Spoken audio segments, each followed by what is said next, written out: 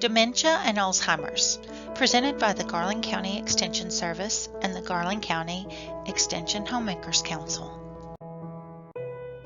Good morning, ladies. My name is Marsha Albaugh, and I am the Vice President of Lakeside Home Extension Group. Soon to be the President, so y'all have to bear with me with that. This is the May Leader Lesson, and it has really hit home with me as I've been reading this information and studying. And what we're going to be talking about today is dementia and Alzheimer. It's a really kind of scary subject for a lot of people because it comes too close to home. And as I've read this information, I am surprised to see how many people that we have known in the public eye that have it or have had it, and we weren't aware of it. Dementia itself is not a specific disease. It can be broken down into many different types of things. Some of we've heard, but the Alzheimer's is the most common. There's vascular dementia, Parkinson's disease, and Huntington's disease, which I was not aware that Parkinson's is a form of dementia. There's many causes of dementia. They blame it on medication, stress, depression, vitamin deficiencies, alcohol, brain injuries, thyroid, kidney, or liver diseases.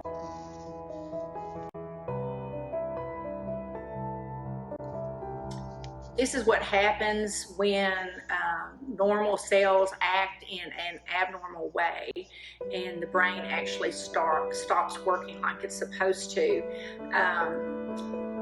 They are saying that this is not a normal part of aging, that one of the things that happens is the brain cells start breaking down faster when you have one of these dementias than it would if you were normal aging. There are many signs of dementia: distraction, forgetfulness and confusion, problems with goal settings and making plans to do those goals, problems with conversations, problems telling people what you want to tell them, and your mind just kind of goes blank and you get angry at yourself. As it gets worse, you have problems with eating and swallowing.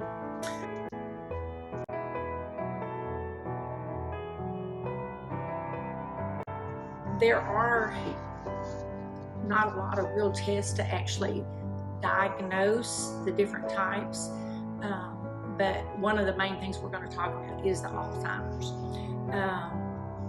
You can try to find you a doctor that can help you find your answers to this, when you start seeing these things in yourself or your loved ones.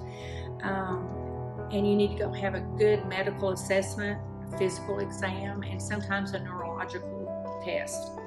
There are cognitive and neuropsychological tests. There are laboratory tests, brain scans, genetic tests, but the main thing is to get help when you start seeing these. I'm going to spend a little bit more time with the Alzheimer's because that's one of the areas that we have a lot of information on. And what happens is you start having memory loss, language problems, unpredictable behaviors as your brain deteriorates.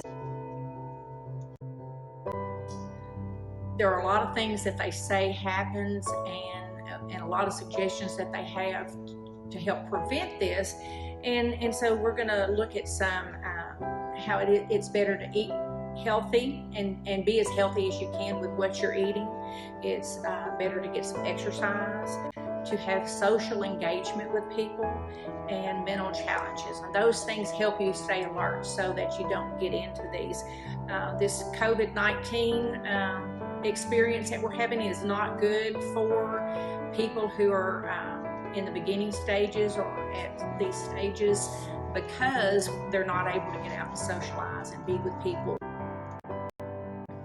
I'm going to go ahead and read these 7 warning signs of Alzheimer's disease because these are some things that we watch for and we look at.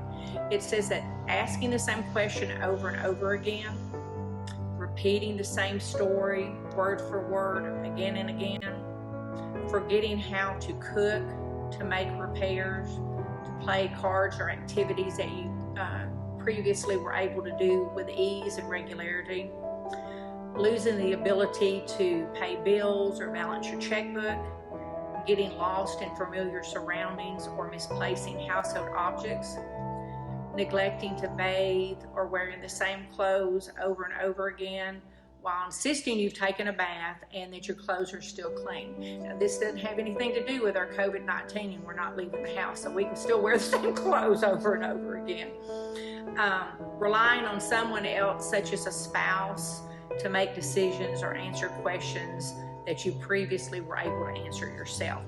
There are a lot of things to look at for if you have mild Alzheimer's, moderate, or advanced, but I think looking at the early stages is where most of us kind of need to be. Once we get into the more involved, hopefully we've had some diagnosis and we know, more what to look for.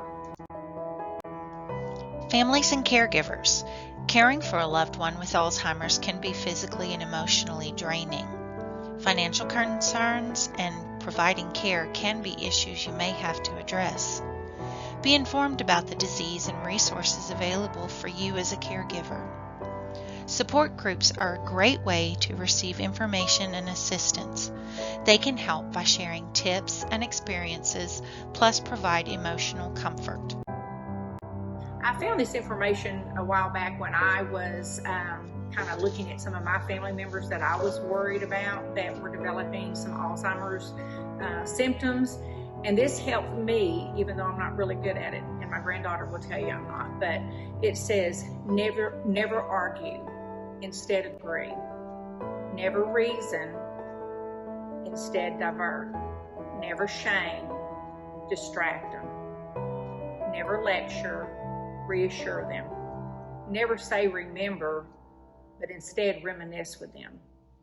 Never say I told you so, instead repeat.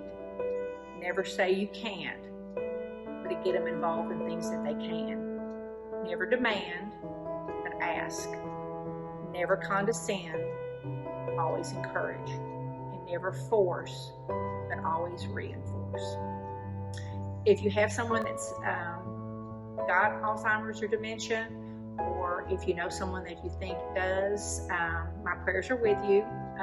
It's a very hard situation to deal with. Thank you. The Cooperative Extension Service and Extension Homemakers are not healthcare professionals.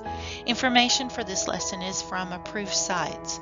For more information, contact your healthcare provider or the Garland County Extension Service at 501-623-6841 or www.uaex.edu/counties/Garland.